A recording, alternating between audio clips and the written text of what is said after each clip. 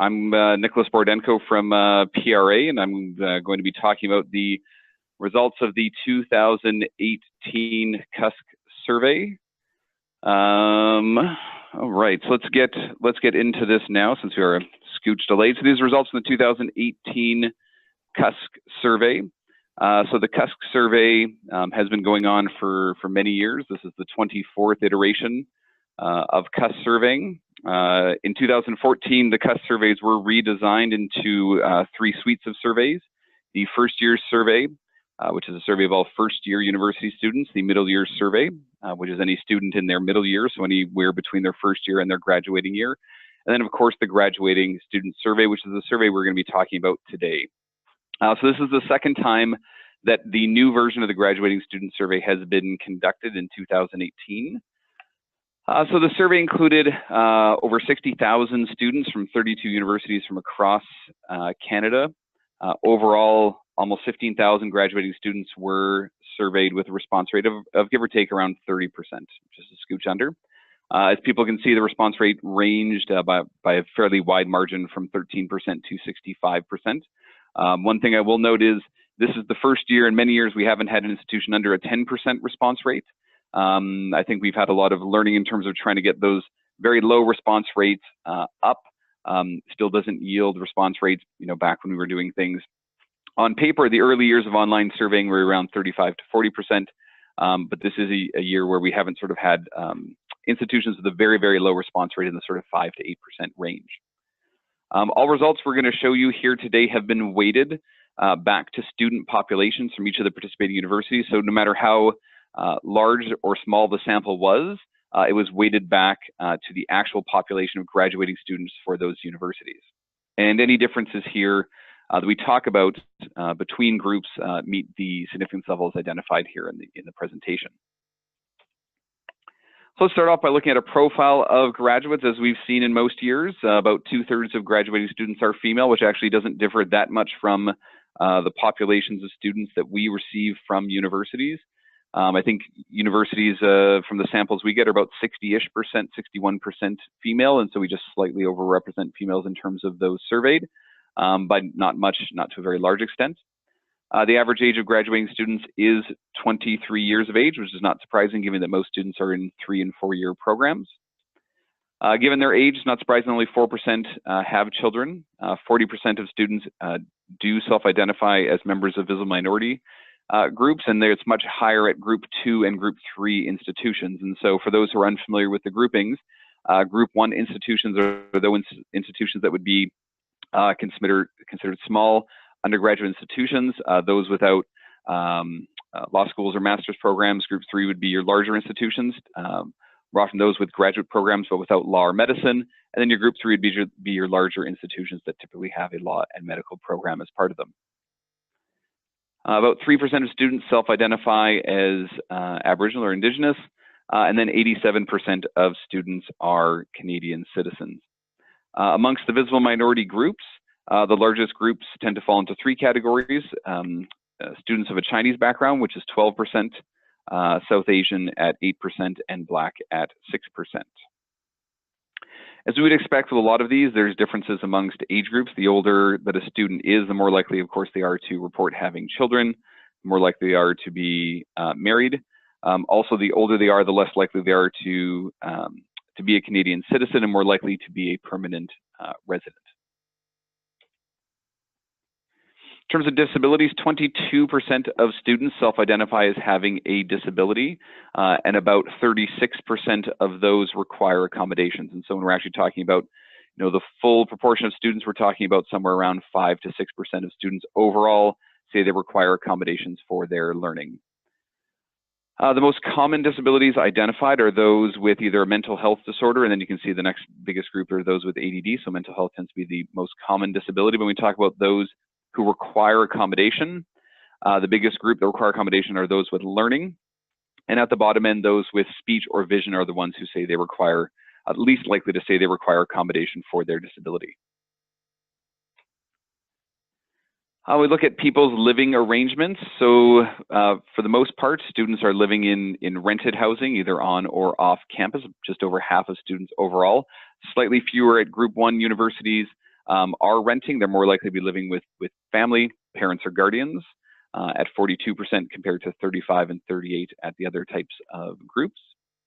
Amongst those who are not currently living on campus, which is not a very big group, it's only about 3% are living on campus. Only 18% of graduating students would like to be living on campus.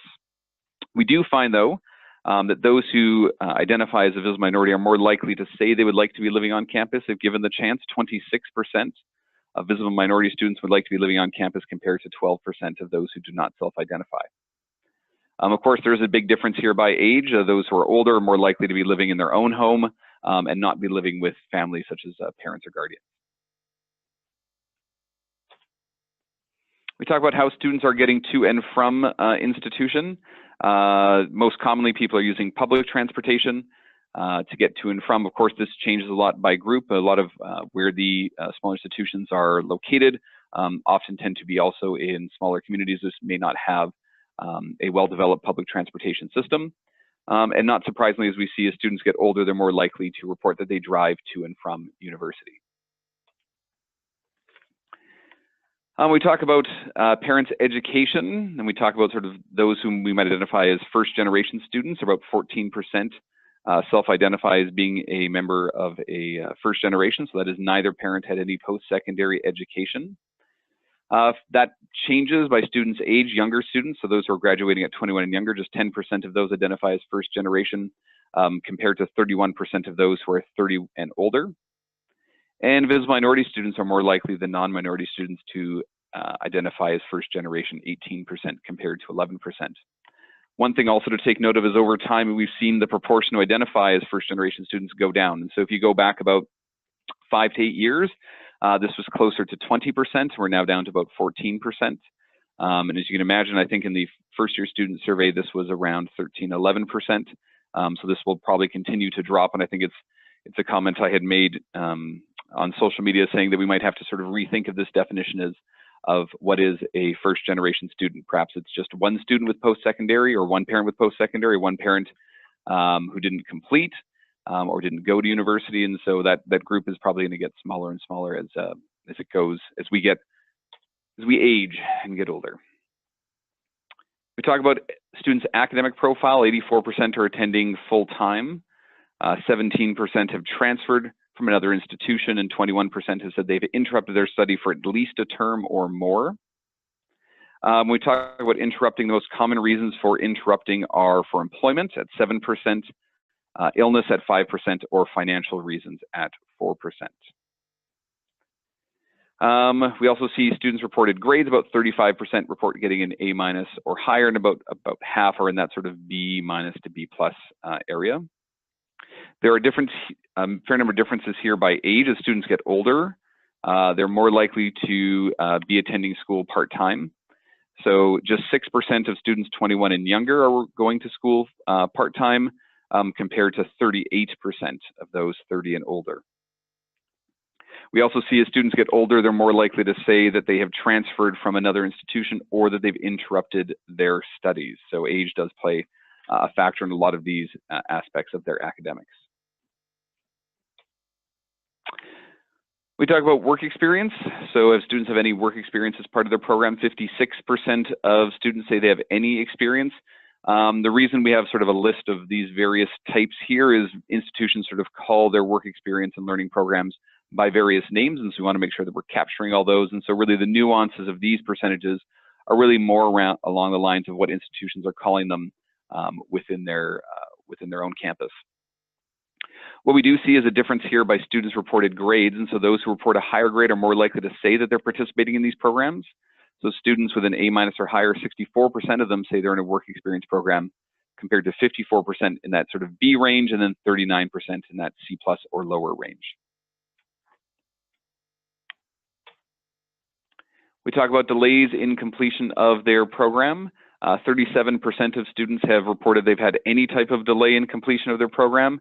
Really, it comes down to two major things, is that the required courses they're looking for are not available, or simply that their grades are not what they expect them to be. Those with higher grades are less likely to report that they've had any sort of delay. Students with an A- or higher, just 22% said they experienced delay. we compare that to students with a C+ or lower, who's 67% say they've experienced some sort of delay in completing their program. The youngest students, so those who are 21 and younger, are also less likely to have experienced delays, just 20% compared to about 42 to 54% in older age groups. So as students get older, they're more likely to experience delays, which is, those two things sort of go hand in hand. If they're sort of starting around the same time, we would expect that those who are younger, who are graduating to, just have experienced less delays. Let's take a look at student activities. This is the proportion participating in a number of different activities. Since September, we're looking at those who are participating often or very often. You can see that for the most part, a lot of these things, students aren't participating in often or very often over the past year. Talk about volunteering, about 24% of students say they're volunteering often or very often. If you think of the average student, the typical student's volunteering about 2 hours a week. When you think about just those who are volunteering at all, it's about 4.5 to 5 hours. So your average student's about 2, but those are volunteering giving about 5 hours, which is typically, about one shift or sort of one thing they're doing. Of course, many of these students will be, maybe doing something very heavy for a number of weeks and then just sort of averaging that out over the course as they're answering that question. We talk about study patterns. Students are putting about the equivalent of a full-time job into their studies, about 32 hours a week.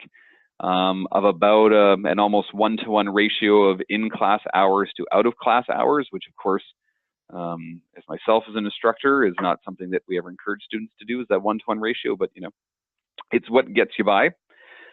We do see, though, one major difference here, a couple major differences, especially around students' grades, is those who do have or report a higher average grade spend more time on their academics outside of class. Their in-class time is virtually the same across grade levels. But students who are reporting an A- or higher are spending about 20 hours a week outside of class compared to about 16 hours for those with a C+ or lower. The older a student is, the less time they're spending in class, but they're spending very similar hours outside of class. And so, as I mentioned, students who are older are more likely to be going to school part-time, so that accounts for the fact they're spending less time in class. But the hours they're spending on their academics is fairly equivalent.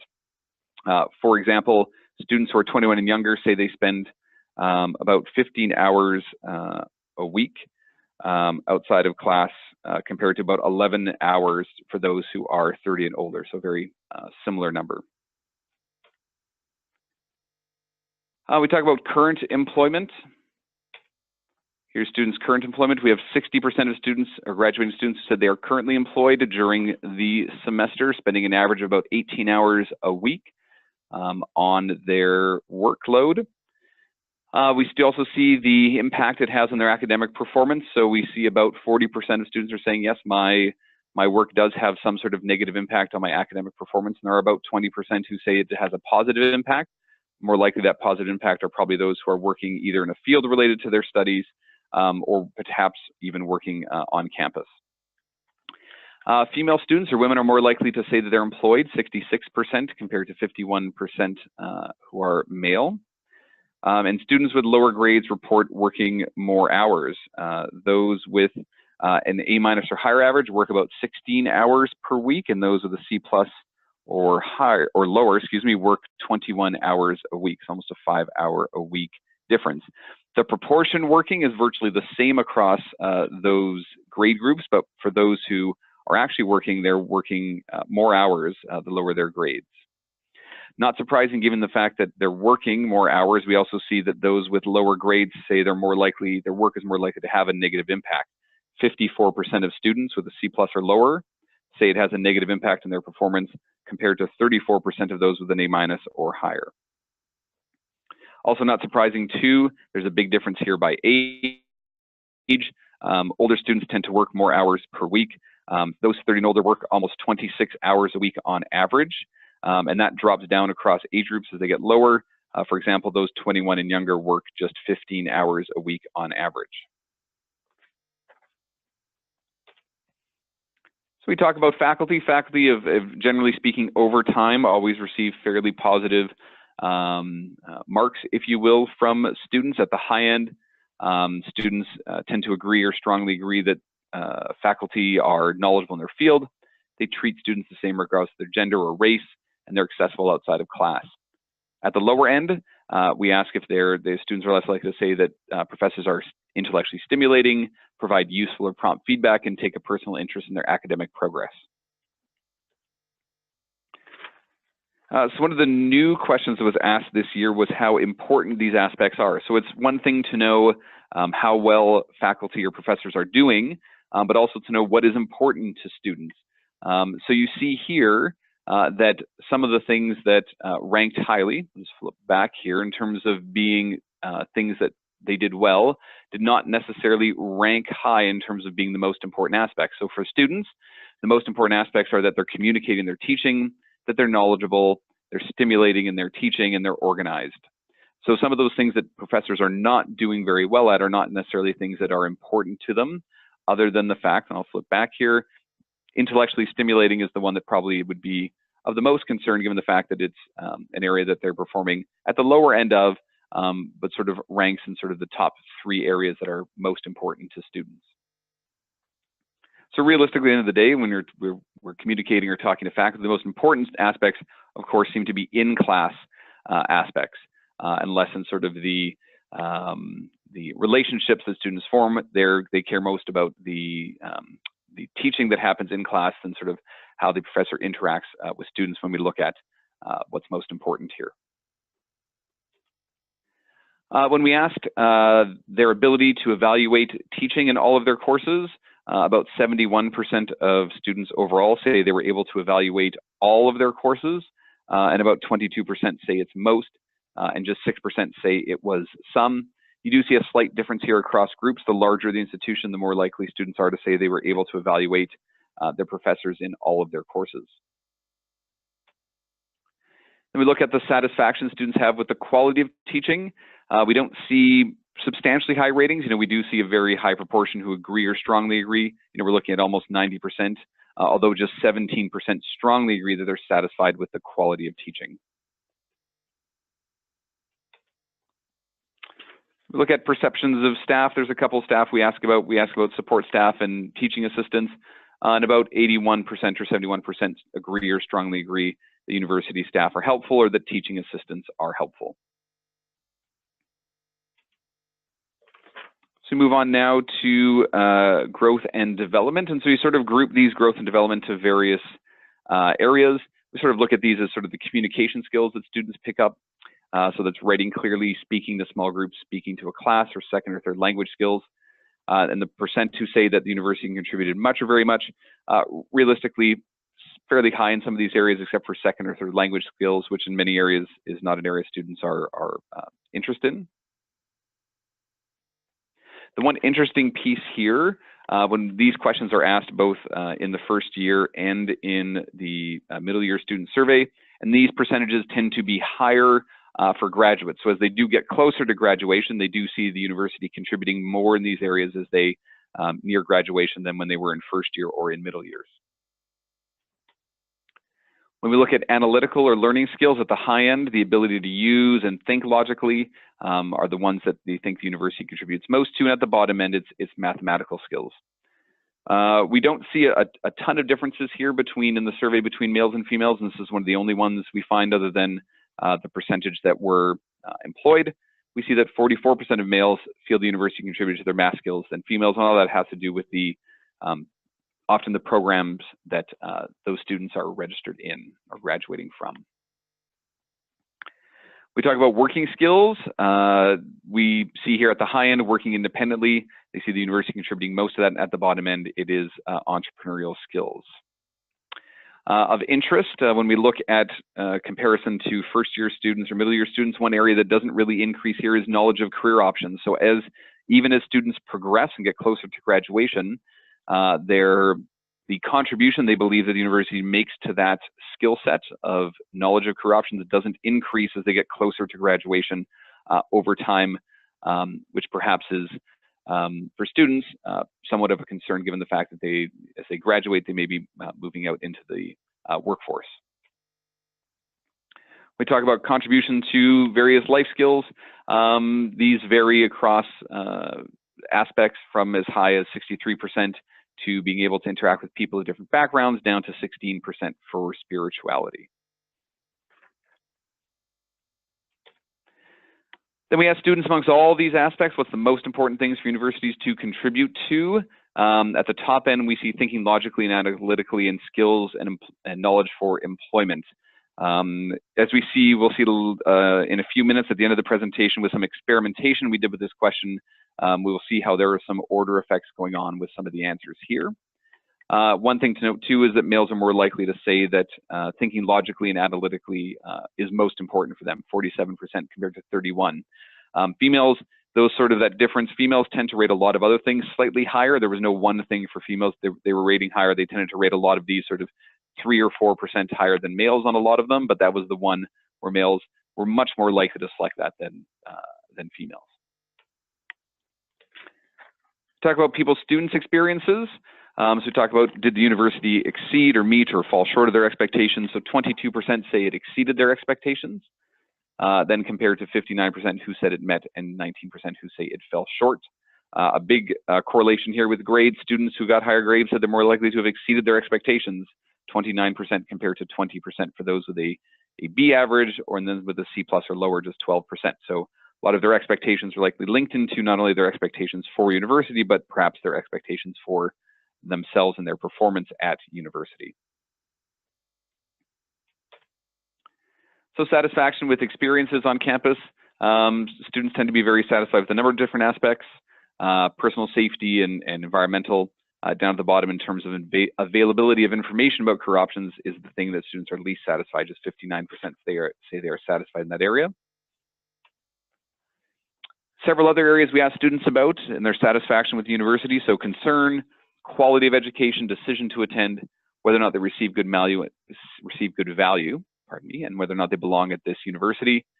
You can see fairly high ratings if we take the percentage who are satisfied or very satisfied or agree or strongly agree, typically around the 70, 80, almost 90% mark. Although the proportion we're sort of in that top category, that very satisfied or strongly agree, it's not a very large proportion, ranging anywhere from just 8% to 29%.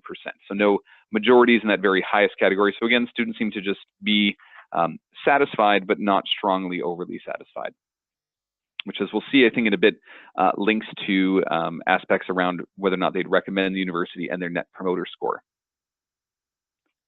So we talk about students' educational goals. 35% say they've changed their major or point of study or program of study at some point. About 21% expect to apply to a professional program, and 37% expect to apply to a graduate school. There's some changes here by age. Students who are younger are much less likely than others to say they have changed their program of study, which is not surprising given the fact they were also ones who experienced less delays. And as students' grades increase, they're more likely to say they plan to apply to graduate school. Just 19% of those with a C+ or lower plan to apply to graduate school, compared to 48% of those with an A- or higher. We talk about career planning. Students have some sense of what they want to do. About 35% say they have a specific career in mind, and how well they know their career options. About 23% say they know them fairly well. Of interest, these questions are also asked in the middle year student survey. These results here don't change much from the middle year student survey. So as they sort of move along and progress towards graduation, students really haven't made their mind up about their career in any more finality than they have in their middle years, and they don't really know their career options much better now that they're graduating than they did sort of in their middle years. We look at steps taken. Over time, these don't change very much in terms of what students are doing. For the most part, they're doing things that tend to be more softer approaches to employment, talking to friends, talking to family, talking to professors, having a resume or CV. When we talk about things like working or volunteering or attending employment fairs, that's when we tend to get into smaller proportions of students. We do see differences by a number of different groups here. Women are more likely to say that they're volunteering in their chosen field of employment than males. 42% of women are volunteering in their chosen field compared to just 26% of men. We see differences here also by grades. Students who have higher grades are more likely to say they've talked to their professors. If I have an A- or higher, 61% say they've talked to professors about career options, compared to just 32% of those with a C+ or lower. We also see differences here by age. Not surprisingly, as students get older, they're less likely to say they've talked to parents or family about their career options. So we look about satisfaction with facilities and services. Look at areas of satisfaction here. So the areas that students tend to be most satisfied with, libraries, on-campus services, very high. And of course, at the bottom end, as we've seen over time, historically, for 20 plus years, the students are least satisfied with food services and parking. With that being said, if you go back, early 2000s, food services ratings were not that much higher than parking, sort of around that 50–55% range for satisfaction. So we've seen significant increases in food services over time. I think as universities have spent more time adapting and changing their food services to meet the needs of students. So 74%, if you go back 15–20 years, has grown, fairly significantly over time. Parking, not so much. Students who identify as visible minority are less likely to be using a couple different things. They're less likely to be using on-campus bookstores and less likely to be using parking than those who do not self-identify. In terms of satisfaction with academic services, very highly satisfied with various academic services on campus. Also very satisfied with what we call special services. Special services just simply meaning that the use of these tends to be much lower than the other services tested. For example, services for First Nation students is just 1% of those who use, versus up to just 29% who use services for financial aid.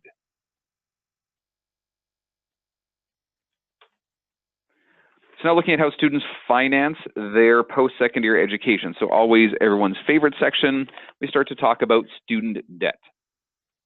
So 93% of graduating students have a credit card, so congratulations to them, and 79% say they pay off their balance on a monthly basis. When we look at that unpaid balance, it's about $800 in credit card debt that they're accruing, that unpaid balance. But when we just look at those who say they're not paying off their balance, it's about $3,000 in credit card debt that they have.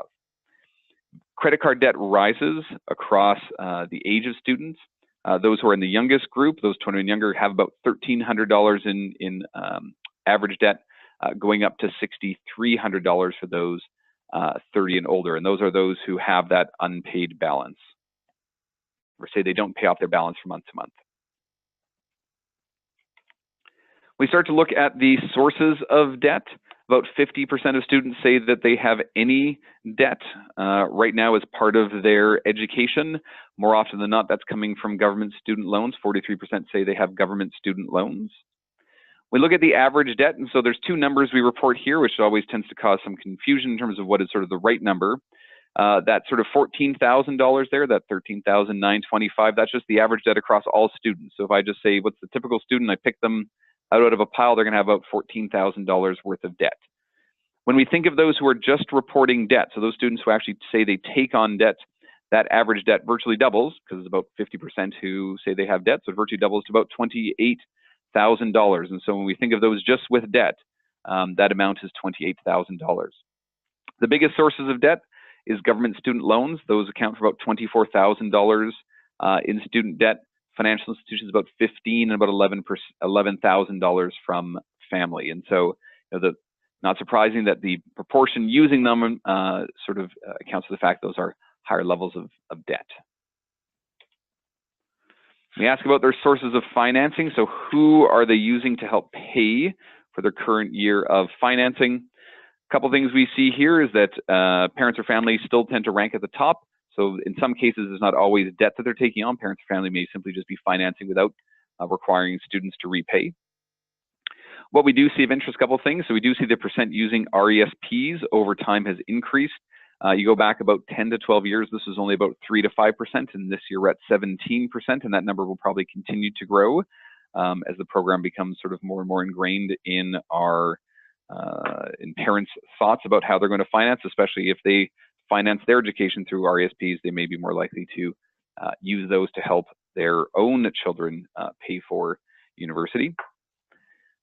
There are differences here also by visible minority. So visible minority students are less likely to say they're using earnings from summer work. Just 28% of students who are visible minority say they use summer work. That compares to 51% of those who do not self-identify. Differences here also by grades. Those with higher grades more likely to say they get a university scholarship, award, or bursary.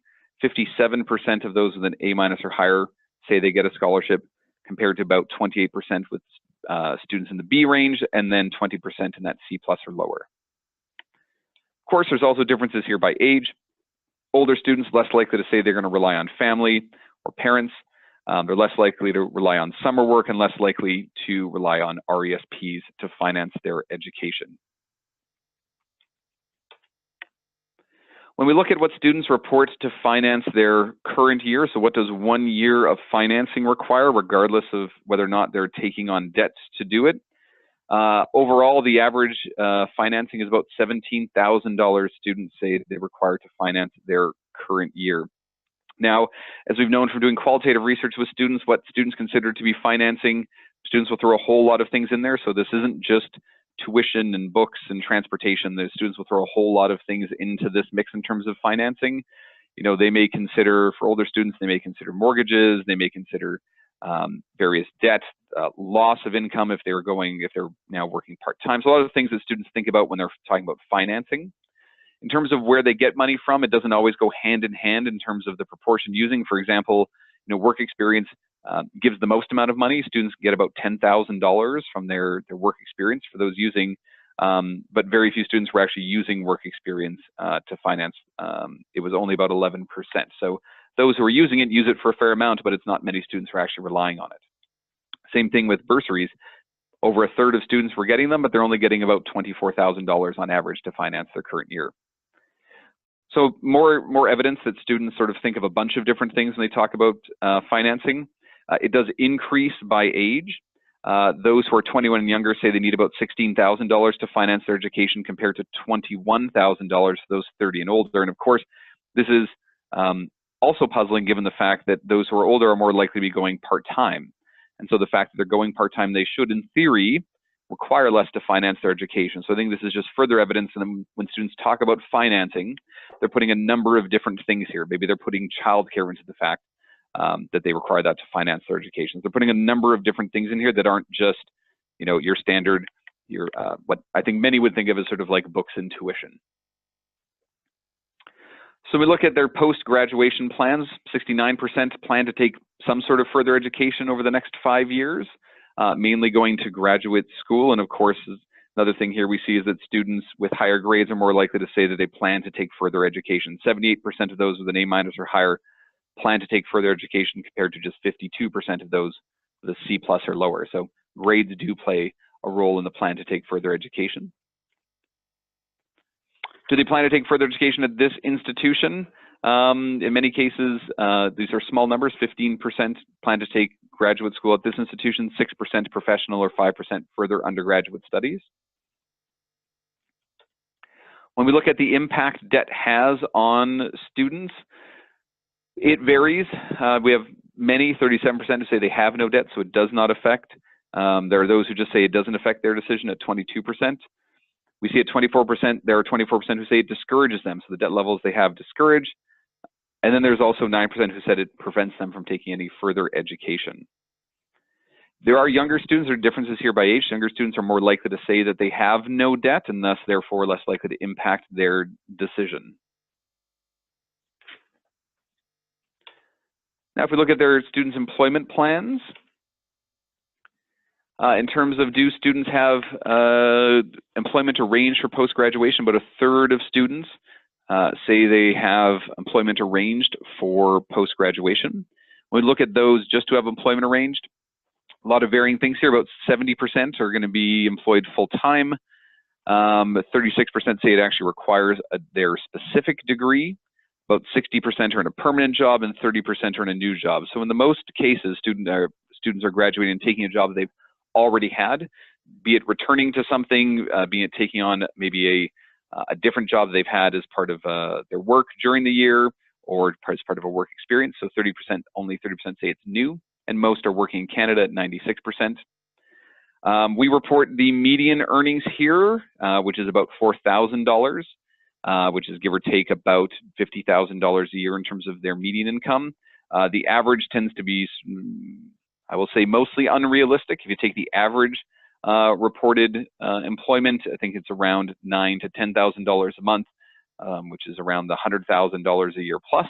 And I think if that was the case, I would be writing my check to go back to university to get that sweet job. A little bit of differences here by gender. Men are more likely to report that they have a full-time job arranged. 82% of men say that they have a full-time job arranged compared to 62% of women. We do see a lot of differences here by age as well.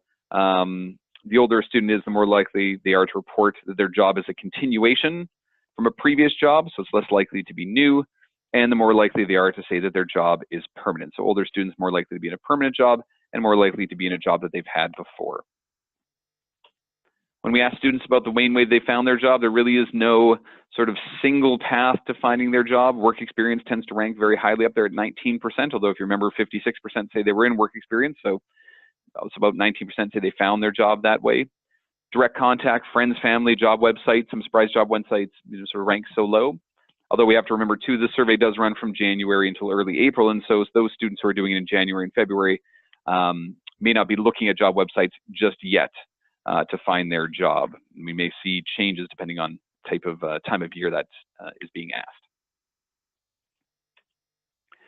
So this is a new question, a revised question in the CUSC survey. And so this question that was asked in previous years was a recommendation question just on a binomial scale of yes or no. So would you recommend this university, yes or no? It was always around the 90 to 95% mark, very little variation across institutions, very little variation amongst groups, wasn't providing a lot of valuable information. So the question was changed to ask the Net Promoter Score. And so those who are unfamiliar with the Net Promoter Score, it asked students to how much they would recommend their university on a scale of 0 to 10, so an 11-point scale, if you will.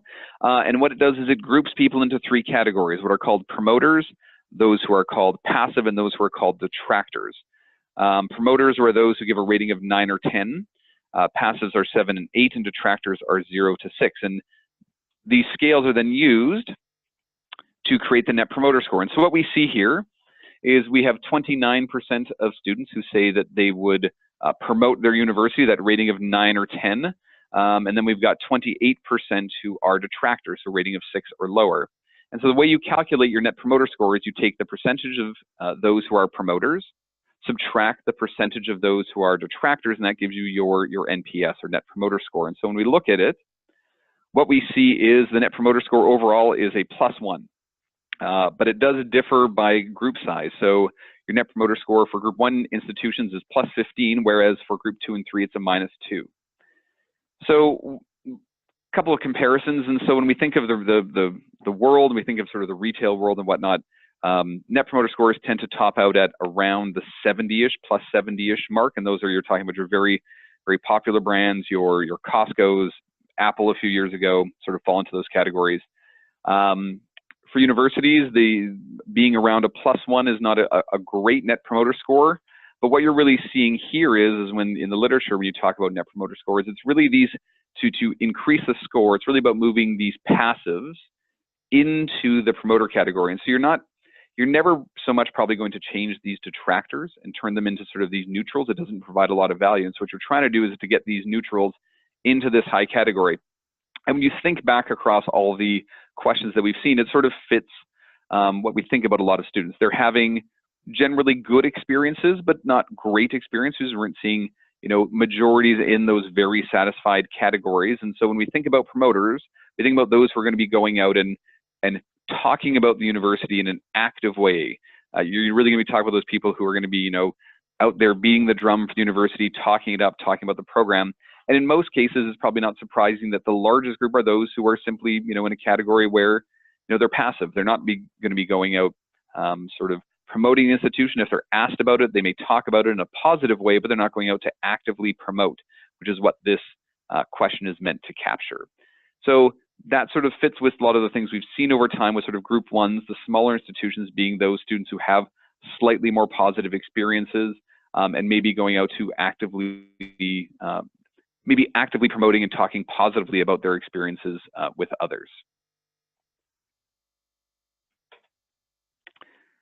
So those are the results for the survey. Talk a little bit about the experimentation that we ran this year, which I think is an interesting one in terms of the results that we found. And so last year, we did an experimentation where we randomized blocks of questions.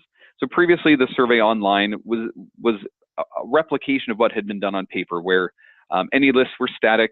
They were presented in the same order for every single student, and so if you had a long list of items, they were presented the same for all students. In 2008, we took any questions with long lists and we randomized them amongst students. And so 25% of students were given this experimental procedure where the results, where their lists were randomized, and the other 75% did not receive a randomized list. In terms of the list could have ranged anywhere from 7 to 29 items that may have been randomized, and institutions could have opted in to this experimentation, which the vast majority did. I think there were only 4 or 5 institutions that did not opt into the experiment. So for the most part, when we look at some of these, we don't see a lot of very big differences between the randomized and non-randomized group. Here's an example. This is the activities people participated in and how often they reported being in them. Almost no difference when we randomize these versus the no randomization. Here's an example again about professors in terms of how much they agree or disagree with various aspects around professors. Very little difference between groups, very, very slight, 1-2 percentage point differences between the non-randomized and randomized groups, no statistical significance here. We also look at, the most important aspects for professors. So what do students see as being the most important? We don't see very big differences there either. We talk about growth and development. Again, not a whole lot of differences here going on. There's a number of different items here. It's 29 different items students rated. Very slight differences here in most cases. We're talking about, at most cases, we're talking about a 4 to 6 percentage point difference. So not a whole lot going on. Now, though, when we talk about growth and development in terms of the most important areas, we see 2 major shifts. These items are presented in the order in which students would have seen them. And so when we go top to bottom, this is how they would have presented in the static mode. And so items that were at the top of this list tended to be selected more often by those who had a no randomized list.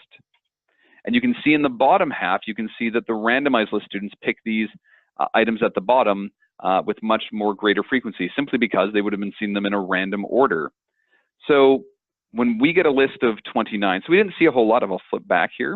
We don't see a whole lot here in these lists because when students see these, they're probably thinking about them. They're going through each one individually because they have to rate each one individually. But this question just says, pick your top 3. What are the top 3 most important areas? And so if I'm picking my top 3, what are students doing when it's not randomized? They're just looking at, hey, what's towards the top. So you can see they kind of get down to about here-ish, so about 10 deep. They've picked their 3 and then they stop, or at least they don't go with the frequency that we see in others. So, for example, if we look at the top one, thinking logically and analytically, the difference between these 2 is gigantic. It's almost a 25% difference between the randomized and non-randomized group.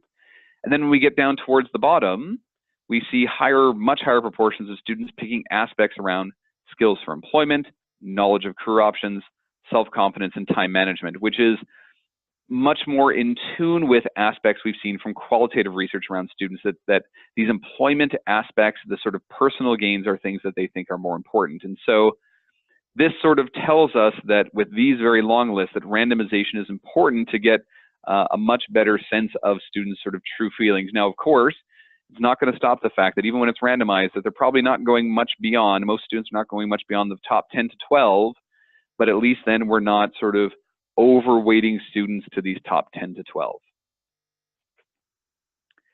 We also, when we talk about use of facilities and services, we saw one sort of slight difference here amongst academic advising in terms of use, but we just think this one is just random error that occurred here. We don't really think that this has anything to do, given the fact that everything else here was virtually the same. We don't think there was much difference here going on that is worth noting. It's probably just some sort of random error within the data. I think it's about an 8 percentage point difference. So what does this conclusion tell us? Well, it tells us that there's virtually no differences between randomized or static lists, with the exception of the growth and development, because the growth and development didn't require students to sort of go through each aspect individually and select them. It was just pick the top 3, and when you have a list of 29, it's very cumbersome to just pick those top 3 and read through them. And so a randomized list, given the fact that we saw virtually no changes when moved to a randomized list from a static list, to us it would be a good methodology and a good approach to randomize those lists. So final thing, we're going to talk about the 2019 surveys. The 2019 survey will be the first year student surveys. There are a few small changes to procedures that have been done in past years. So the survey will be in winter 2019 as normal, launching in January, ending in sort of mid-April of 2019. Registration for the first year survey begins in late October, just after the AGM, and will end in mid-December. So we encourage institutions to get their registrations in. And of course, if anyone needs any assistance with the registration process, members of the CUSC board, or of course anyone from PRA can help people answer any questions they may have about any of those aspects. The AGM has been, for the past several years, will be held at the SERPA conference, but it is going to change slightly. In past years, the AGM was held on the Wednesday after the end of the conference. This year, it will be held at the end of the Monday day at 4:15, and that way it should help people not have to extend their trips by an extra day, as most people, if you're attending SERPA in Calgary this year, will be able to attend that meeting. And the AGM is open to both members and non-members, and so if you're a non-member institution or just someone who's interested in hearing about CUSC, anyone is welcome to attend that AGM at the SERPA conference. So it's a chance to learn about the upcoming survey. It's a chance to learn what's happening with CUSC. Of course, it's a great way, I feel, of meeting other CUSC members and talk about, you know, what others are doing with their data, how they're sharing it, what they plan to do with it. If you're an institution that hasn't participated before or hasn't participated in a number of years, you know, it's sort of a great way to meet like-minded colleagues and talk about this. So information will be coming out shortly about that in the procedures manual, along with the price listings. So all that will come out before the meeting in October. So that ends the presentation in terms of the formal parts. I know there was one question sent earlier prior to this about whether or not this presentation will be available. I know that the recorded part of this presentation, when I was actually able to get the audio going, will be available on CUSC's website or through the YouTubes, which I'm sure if you're not familiar, your kids can tell you about it. Otherwise, this PowerPoint presentation will be available as well for people to take a look at as needed. I'm not sure, Glenn, if there are any other questions. I have not seen any other questions either on the chat or through the CUSC Gmail. So, if anyone does want to post a chat, you can post a question. I'd be happy to hang around for a few minutes to answer it. Of course, if you would like to, you can also email anyone at the CUSC board or myself with questions about anything CUSC related, including anything from this presentation. But I will hang on and count down the minutes till I feel like we've given people the chance to figure out where the chat option is. If they're looking for it, hover your mouse over the bottom of the video and the menu should pop up. Yeah, or you can shortcut it by pressing Alt-H, which will also give you the chat option, it turns out. So.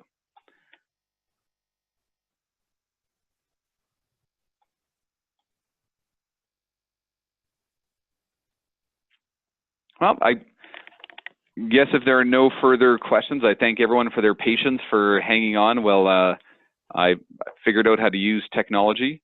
And yeah, I hope everyone enjoyed the presentation. As we mentioned, it will be available in the near future on CUSC's website to view if people would like to view parts of it again.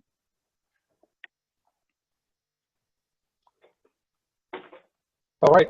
Thanks very much, Nicholas. We appreciate your running us through this data again.